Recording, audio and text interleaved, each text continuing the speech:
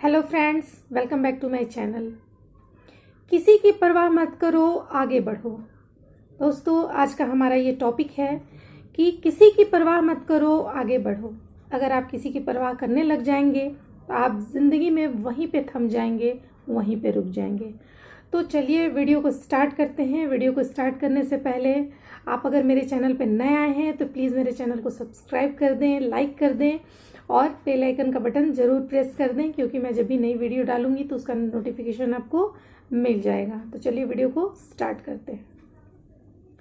Friends, ज़िंदगी में हमारी बहुत लोग ऐसे होते हैं जो बहुत तरह से हम पे अटैक करते हैं, हम पे पत्थर मारते हैं। आपको कभी ऐसे लोगों की परवाह नहीं करनी है। पत्थर मारने से मेरा मतलब ये नहीं है कि सचमुच का पत्थर उठा के आपको मार दिया, नहीं।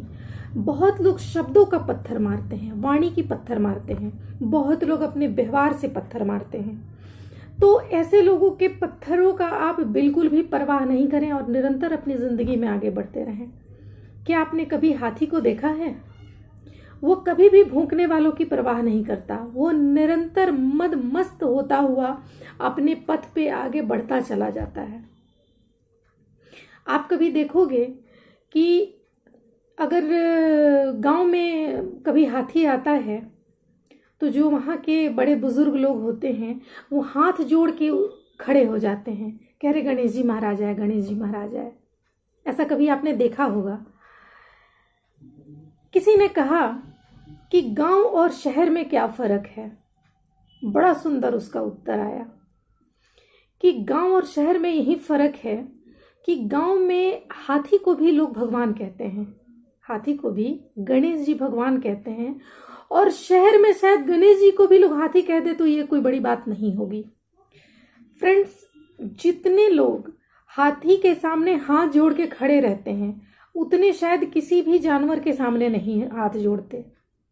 लेकिन एक विडंबना ये भी है, ये समाज की एक विडंबना कहिए, ये प्राकृतिक विडंबना कहिए, जो कहिए, कि जितने हाथ इसके सामने जोड़े जाते हैं किसी के सामने नहीं, और जितने भौंकने वाले इसके पीछे होते हैं उतना किसी के नहीं। जितने भी हाथ जोड़ने वाले होते हैं सबसे ज्यादा इसी के, और सबसे ज्यादा भौंकने वाले इसी के पीछे होते हैं। ये मैं गलत नहीं कह रही दोस्तों। आज तक ये बात समझ में नहीं आई कि आखिर कुत्तों को हाथियों से इतनी प्रॉब्लम क्या है। ये बहुत ध्यान से सुनिएगा और समझने की कोशिश कीजिएगा। ये जो मैं हाथी का एग्जाम्पल आपको दे रही हूँ ये इंसानों से रिलेट कीजिएगा और समझने की कोशिश कीजिएगा। मैं जस्ट हाथी के रूप में एक एग्जाम्पल आपको दे रही हूँ कि आज तक ये समझ में नहीं आया कि आखिर हाथियों से कुत्तों को इतनी प्रॉब्लम क्या है। अगर हमें उसकी भाषा समझ में आती और उसे हमें हमारी भाषा समझ में आती तो हम उससे पूछते, हम उससे कहते कि भाई तुम्हें इतनी प्रॉब्लम क्या है, तुम क्यों इतना भोगते हो। मुझे शायद इसका उत्तर भी मालूम है।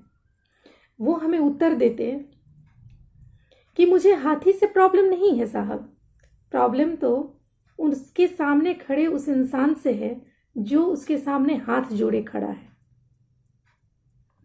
फ्रेंड्स, ये सच्चाई है कि जिसकी जितनी स्तुति होगी उसकी उतनी ही निंदा होगी।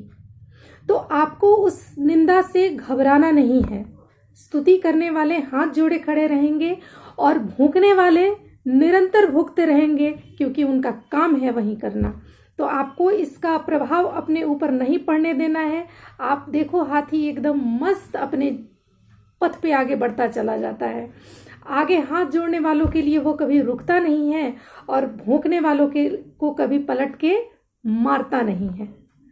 तो इसलिए आप अपने जीवन के पथ पे निरंतर चलते रहिए और अपने लक्ष्य को प्राप्त करते रहिए। फ्रेंड्स, कुत्तों की इतनी हिम्मत नहीं होती कि वो हाथी के सामने आके भौंके, वो हमेशा पीछे भौंकते हैं। उनकी इतनी हिम्मत नहीं होती कि वो आगे आके भौंके और पीछे भौंकना वो छोड़ते नहीं।